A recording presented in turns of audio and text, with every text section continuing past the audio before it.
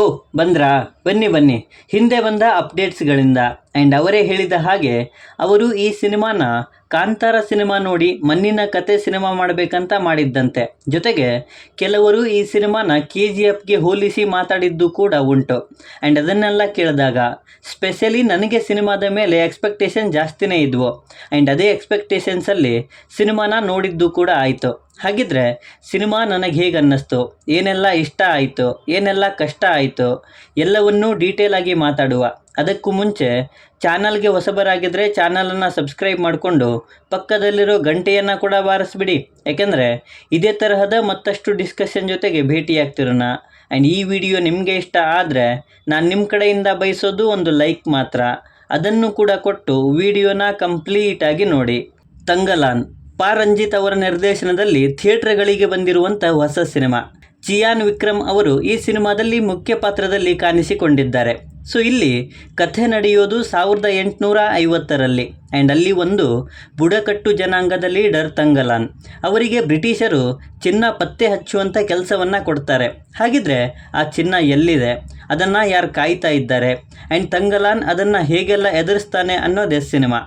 ಇಲ್ಲಿನ ಪಾಸಿಟಿವ್ ವಿಚಾರದ ಕಡೆ ಬರೋದಾದರೆ ಮೊದಲಿಗೆ ಇಲ್ಲಿನ ಕಾನ್ಸೆಪ್ಟ್ ಆ್ಯಂಡ್ ಪ್ರೆಸೆಂಟೇಷನ್. KGF ಸಿನಿಮಾಗೆ ಈ ಸಿನಿಮಾನ ಕಂಪೇರ್ ಮಾಡ್ತಾ ಇದ್ರು. ಆ್ಯಂಡ್ ಇದನ್ನು ನೋಡಿದಾಗ ಇದು KGF ಸಿನಿಮಾದ ಸೀಕ್ವೆಲ್ ಅನ್ನಿಸ್ತು ನನಗೆ. ಬುಡಕಟ್ಟು ಜನಾಂಗ ಆ್ಯಂಡ್ ಅವರು ಚಿನ್ನ ಹುಡುಕೋದು ಸಖತ್ತಾಗಿತ್ತು.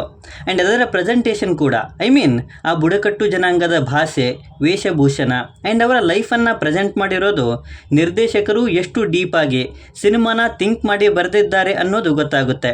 ಮತ್ತದು ಸಿನಿಮಾಗೆ ತುಂಬಾ ವ್ಯಾಲ್ಯೂವನ್ನು ಆ್ಯಡ್ ಮಾಡಿದೆ ಅಂತಲೇ ಹೇಳ್ತೀನಿ. ಚಿಯಾನ್ ವಿಕ್ರಮ್ ಲಿಟ್ರಲಿ ಗುರು, ಆ ತಂಗಲಾನ್ ಕ್ಯಾರೆಕ್ಟರ್ ಆ್ಯಂಡ್ ಅವರು ಅದನ್ನು ನಿಭಾಯಿಸಿರುವಂತಹ ರೀತಿ ವಾಸ್ ನೆಕ್ಸ್ಟ್ ಲೆವೆಲ್. ಆ್ಯಂಡ್ ಇದು ಅವರ ಕೆರಿಯರ್ನ one of the best character and best performance ಆಗುತ್ತೆ ಅನ್ನಬಹುದು. ಅಷ್ಟು ಅಥೆಂಟಿಕ್ ಆಗಿ ಆ ಪಾತ್ರನ ಅವರು ನಿಭಾಯಿಸಿದ್ದಾರೆ. Art work, costume and makeup, ನಿಜವಾಗ್ಲೂ ಅಲ್ಲಿ ಪರ್ಫಾರ್ಮ್ ಮಾಡ್ತಿರೋರು ಸ್ಟಾರ್ ಆ್ಯಕ್ಟರ್ಸ್ ಅಥವಾ ಆ್ಯಕ್ಟ್ರೆಸಸ್ ಅನ್ನಿಸೋದೇ ಇಲ್ಲ. ಆ್ಯಂಡ್ ಅಲ್ಲಿನ ಆರ್ಟ್ ವರ್ಕ್ ಕೂಡ ಅಷ್ಟೇ ಚೆನ್ನಾಗಿತ್ತು. ಅವರು ಇರುವಂತಹ ಜಾಗ, ಕಟ್ಕೊಂಡಿರುವಂತಹ ಮನೆ, ಅದರಲ್ಲೂ ಕಾಸ್ಟ್ಯೂಮ್, ಮೇಕಪ್ ಆ್ಯಂಡ್ ಬಳಸುವಂಥ ಭಾಷೆ ಕೂಡ ಅಷ್ಟೇ ಅಥೆಂಟಿಕ್ ಆಗಿತ್ತು. ಆ್ಯಂಡ್ ಅದಕ್ಕೆ ಆ ಡಿಪಾರ್ಟ್ಮೆಂಟ್ನವರಿಗೆ ಆಬ್ವಿಯಸ್ಲಿ ಒಂದು ಅಪ್ರಿಸಿಯೇಷನ್ ಬರಲೇಬೇಕು.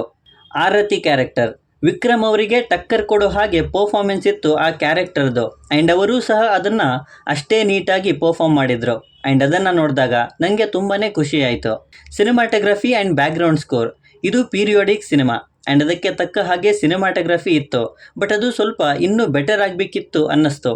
ಬ್ಯಾಕ್ಗ್ರೌಂಡ್ ಸ್ಕೋರ್ ಚೆನ್ನಾಗೇ ಇತ್ತು. ಪ್ರತಿ ಸೀಕ್ವೆನ್ಸ್ಗೂ ಕೂಡ ಅದು ತನ್ನದೇ ಆದ ಫೀಲನ್ನು ಕೊಟ್ಟು ನಮಗೂ ಕೂಡ ಫೀಲ್ ಆಗೋ ಹಾಗೆ ಮಾಡ್ತಾ ಇತ್ತು.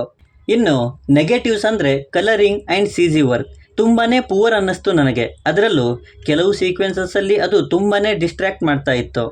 ಓವರಾಲ್ ಆಗಿ ಇದು ಮಸ್ಟ್ ವಾಚ್ ಸಿನಿಮಾ. ಕಾನ್ಸೆಪ್ಟ್ ಚೆನ್ನಾಗಿದೆ ಆ್ಯಂಡ್ ಪ್ರೆಸೆಂಟೇಷನ್ ಕೂಡ.